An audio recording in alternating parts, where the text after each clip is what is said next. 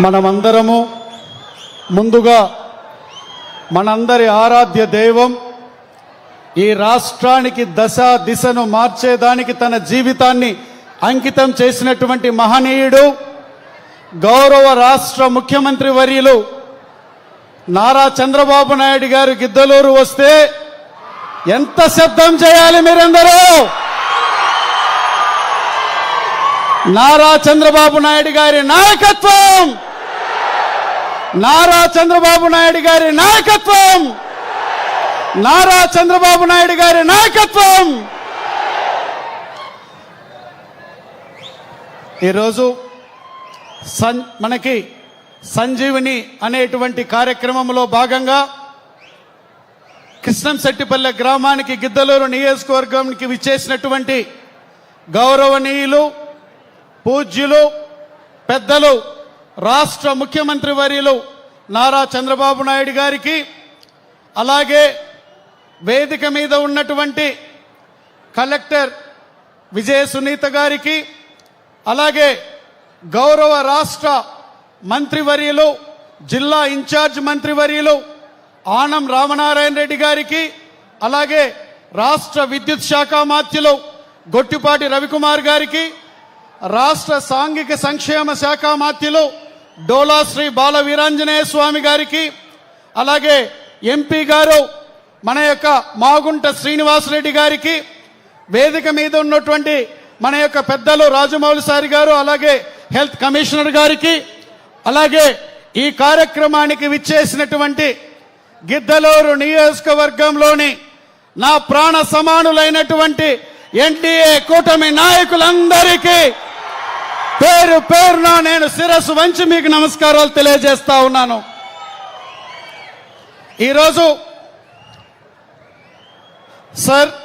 ఈరోజు గిద్దలూరు గడ్డపై మీరు అడుగు పెట్టడం అనేటువంటిది మా ప్రజలందరికీ ఒక పండుగ. ఈరోజు ఒక వేడుకలాగా తరలి వచ్చారు అన్ని గ్రామాల నుంచి ప్రజలు. ఇది ఈ నియోజకవర్గ ప్రజలకి ఒక కొత్త ఆశకి మీరు నాంది మాకు పలుకుతారనేటువంటి సంపూర్ణమైనటువంటి నమ్మకం మా నియోజకవర్గ ప్రజలకు ఉంది. సార్, మీకు గుర్తు చేస్తా ఉన్నాను సార్, నేను ఎన్నికలకు ముందు మీరు గిద్దలూరు వచ్చారు సార్.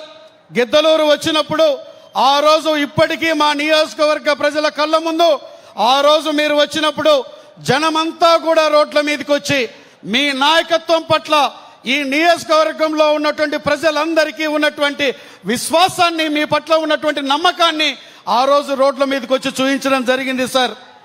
మాకు ఆ రోజు ఈ నేలపై మీరు నిలబడి మీరు ఒక్కటే మాట చెప్పారు సార్, నేను మీకు అండగా ఉంటాను, గిద్దలూరును అభివృద్ధి చేస్తాను అని చెప్పినటువంటి మాటలు మా అందరికీ ఇప్పుడు సార్, మా అందరికీ ధైర్యాన్ని ఇవ్వడమే కాకుండా మా పార్టీ శ్రేణులలో కూడా ఆత్మవిశ్వాసాన్ని నింపాయి సార్. అలాగే నాలో కూడా నమ్మకాన్ని పెంచాయి సార్. మీ దృష్టికి ఒక విషయాన్ని తీసుకొస్తున్నాను సార్. 2 దశాబ్దాల తర్వాత గిద్దలూరు గడ్డపై తెలుగుదేశం పార్టీ జెండా రెపరెపలాడడానికి మీ నాయకత్వమే కారణం సార్. అది మా విజయం కాదు సార్, అది మీపై ప్రజలు ఉంచిన విశ్వాసం, మీ విశ్వాసం ద్వారా సాధించిన విజయం సార్. ఈ గౌరవాన్ని నాకు మీరు కల్పించినందుకు, ప్రజలకు సేవ చేసే అవకాశాన్ని ఇచ్చినందుకు ఈ గిద్దలూరు ప్రజలందరి సాక్షిగా జీవితాంతం మీకు రుణపడి ఉంటానని సభాముఖంగా వినయపూర్వకంగా నేను తెలియజేసుకుంటా ఉన్నాను సార్. సార్, రాష్ట్రానికి దశ దిశ నిర్దేశం చేస్తున్నటువంటి నాయకులు మీరు. ఈరోజు ఆంధ్రప్రదేశ్ కొత్త దిశగా నడుస్తూ ఉంది. పెట్టుబడులు వస్తున్నాయి, పరిశ్రమలు వస్తున్నాయి, ఉపాధి అవకాశాలు మెరుగుపడ్డాయి, వ్యవసాయానికి ప్రాధాన్యం పెరుగుతుంది సార్. నీటిపారుదల ప్రాజెక్టులు వేగం పుంజుకున్నాయి, ప్రతి శాఖలో అభివృద్ధి కనిపిస్తూ ఉంది సార్. మీరు ఒక మాట చెప్పారు సార్, మీరు సంపద సృష్టించి సంక్షేమం పంచాలనే మీ ఆలోచన రాష్ట్రానికి మార్గదర్శకంగా నిలిచింది సార్. మీ విజన్ వల్లే భవిష్యత్ తరాలకు బలమైనటువంటి ఆంధ్రప్రదేశ్ నిర్మితం అవుతా ఉందనే దాంట్లో ఎటువంటి సందేహం లేదు సార్ మాకు. సార్, ఈ ప్రాంత ప్రజలు ఎన్నో ఏళ్లుగా చూసినటువంటి మార్కాపురం జిల్లా అది మీరు ఏర్పాటు చేయడం ద్వారా మా స్వయం పరిపాలన మేము చేసుకునేదానికి అవకాశం కల్పించినందుకు మరి ఒక్కసారి మా యొక్క గిద్దలూరు నియోజకవర్గ ప్రజలందరూ, మార్కాపురం యొక్క డివిజన్ జిల్లా ప్రజలు మనమందరము గట్టిగా హర్షధ్వానాల ద్వారా ముఖ్యమంత్రి గారికి కృతజ్ఞతలు తెలియజేయవలసిందిగా కోరుతా ఉన్నాను నేను. సార్, మీరు గిద్దలూరు నియోజకవర్గానికి ఇప్పటికే ఎన్నో హామీలు ఇచ్చారు సార్. మేము వచ్చి అడిగిన వెంటనే ఎన్నికలకు ముందు కూడా ఆ రోజు మీరు సభ సాక్షిగా మీరు మనకి సగిలేరు ద్వారా గిద్దలూరు మునిగిపోతా ఉంది, దానికి నిధులు మంజూరు చేస్తాను అధికారంలోకి వచ్చిన వెంటనే మీరు ముఖ్యమంత్రి గారు అయిన తరువాత మీరు 38 కోట్ల రూపాయలు మా యొక్క దీనికి సగిలేరికి మీరు మీ యొక్క శాంక్షన్ రాశారు సార్. అలాగే కోనపల్లి, బేస్తవారిపేట, ఖమ్మం, పాపినేనిపల్లి R&B రహదారులకి మనము డబల్ రోడ్డు చేసుకునేదానికి దానికి కూడా శాంక్షన్ రాశారు సార్. మీరు వెలుగొండ ప్రాజెక్టు సార్, అది వెలుగొండ ప్రాజెక్ట్ మా ప్రాంత ప్రజల జీవనాడి వెలుగొండ ప్రాజెక్ట్. అది ఇప్పుడు గౌరవ ముఖ్యమంత్రి గారు వెలుగొండ ప్రాజెక్టు దగ్గరికి పోయి నిర్వాసితులు ఎవరైతే ఉన్నారో వారికి 960 కోట్ల రూపాయలని డబ్బులు ఇచ్చి అక్కడి నుంచి రావడం జరుగుతుంది. మనమందరము రైతాంగ సోదరులు ముఖ్యమంత్రి గారికి గట్టిగా హర్షధ్వానాల ద్వారా ఆయనకి శుభాభినందనలు తెలియజేసుకుందాం. అదే కాకుండా సార్, మాకు గిద్దలూరు టౌన్లో రైల్వే ఓవర్ బ్రిడ్జ్ సమస్య ఉంటే సార్ మీరు పరిష్కరించారు. 90 కోట్ల రూపాయలు నిధులు ఇచ్చారు. 4 నెలల్లో పనులు మొదలు పెడతా ఉన్నాం సార్. ఇదే కాకుండా మీరు ఈ పైన చెప్పినటువంటి 38 కోట్ల నిధులు ఏదైతే సగిలేరు కానివ్వండి, R&B రోడ్లకు 50 కోట్ల నిధులు కానివ్వండి, మీరు శాంక్షన్ రాశారు సార్. ఫైనాన్స్ డిపార్ట్మెంట్ దగ్గర పెండింగ్ ఉంది. తమరి యొక్క ఆదేశాలతో వాటిని మాకు చేసినట్టయితే ఈ ప్రాంతంలో మా ప్రాంత ప్రజలకు మేలు జరుగుతుంది సార్. వీటితో పాటు మొదటిగా ఇక్కడ మా ప్రజల తరపున మీకు విజ్ఞప్తి చేస్తా ఉన్నాను సార్. మొదటిది జిల్లా ఇచ్చారు, చాలా సంతోషంగా ఉంది సార్. 6 మండలాలు మావి, ఒక మున్సిపాలిటీ. ఈ చివరి నుంచి ఆ చివరికి పోవాలంటే 80 కిలోమీటర్లు వెళ్ళాలి సార్. తమరి దృష్టికి ఆ రోజు రెవెన్యూ డివిజన్ విషయం తీసుకొస్తే తమరు చర్చ కూడా చేశారు సార్. తర్వాత దాంట్లో ఇద్దామన్నారు. తమరి ముందు ఈ ప్రాంత ప్రజలు రెవెన్యూ డివిజన్ గిద్దలూరు కావాలన్నటువంటి ఆకాంక్షని మీ ముందు నేను పెడతా ఉన్నాను సార్. రెవెన్యూ డివిజన్ కావాలంటే అందరూ గట్టిగా చేతులెత్తి చెప్పండి, మనకు కావాలా వద్దా?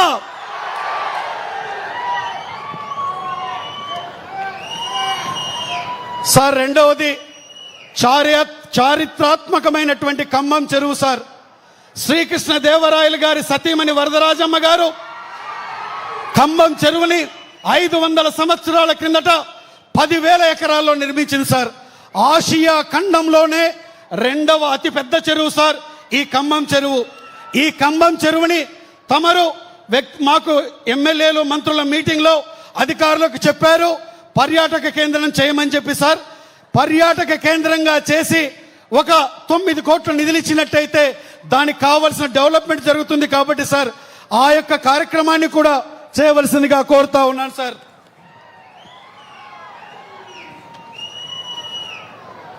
అలాగే సార్, మా ప్రాంతంలో సైనికులు, మాజీ సైనికులు వేలాదిగా ఉన్నారు సార్.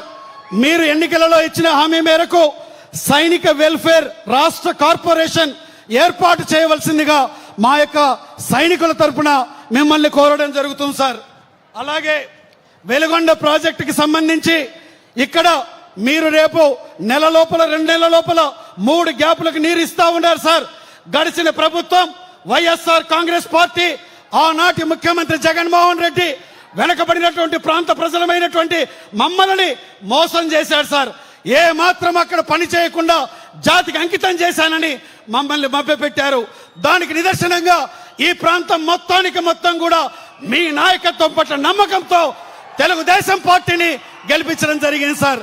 దీనికి మిమ్మల్ని కోరుతున్నది, వెలుగొండ సప్లై ఛానల్ ప్యాకేజ్ 4 పనులు ప్రారంభించినట్టయితే ఈ ప్రాంతంలో రైతాంగానికి సాగునీరు అందుతుందనేటువంటి విషయాన్ని తెలియజేసుకుంటున్నాను సార్.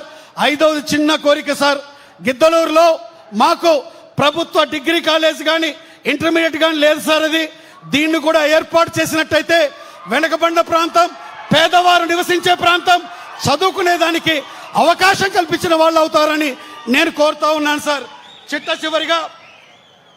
చివరిగా మిమ్మల్ని ఒకటే కోరుతున్నాను సార్. ఈ ప్రాంతంలో ఈరోజు చదువుకునేటువంటి పిల్లలు ఎక్కువ మంది ఉన్నా ఉద్యోగ ఉపాధి అవకాశాలు లేక అల్లాడిపోతా ఉన్నారు సార్. తమరి దృష్టికి కూడా తీసుకొచ్చినప్పుడు అశోక్ ఈ ప్రాంతంలో మనము ఖచ్చితంగా పారిశ్రామికంగా అభివృద్ధి చేద్దామనేటువంటి మీరు చెప్పిన మాటలు మా ప్రజలకు నేను చెప్పడం జరిగింది సార్. తప్పకుండా ఈ మార్కాపురం జిల్లాలో అత్యంత వెనుకబడినటువంటి ప్రాంతమైనటువంటి ఈ గిద్దలూరుని మీరు పారిశ్రామికంగా అభివృద్ధి చెందించినట్లయితే తద్వారా ఉద్యోగ ఉపాధి అవకాశాలు, స్కిల్ డెవలప్మెంట్ సెంటర్ కూడా ఏర్పాటు చేసినట్టయితే ఉపాధికి అవకాశాలు ఉంటాయని తమరికి నేను విన్నవించుకుంటూ సార్, చివరిగా కొమరోల్లో పిఎస్సి ఉంది, దాన్ని సిఎస్సి చేసినట్టయితే అది చివరి ప్రాంతం సార్. సిఎస్సి 30 పడకల ఆసుపత్రిగా చేసినట్టయితే ఈ ప్రాంతం అన్ని విధాలుగా అభివృద్ధి చెందని కోరుతూ మరి ఒక్కసారి మీకు చెప్తా ఉన్నాం సార్. ఈ నియోజకవర్గ ప్రజలు మీ నాయకత్వం పట్ల సంపూర్ణమైన నమ్మకం, విశ్వాసంతో ఉన్నారని తెలియజేసుకుంటూ ఈ నియోజకవర్గ అభివృద్ధి మీ ద్వారానే సాధ్యమని తెలియజేసుకుంటూ మీ దగ్గర సెలవు తీసుకుంటా ఉన్నాను సార్. చంద్రబాబు నాయుడు గారి నాయకత్వం, చంద్రబాబు నాయుడు గారి నాయకత్వం, చంద్రబాబు నాయుడు గారి నాయకత్వం. ధన్యవాదాలు.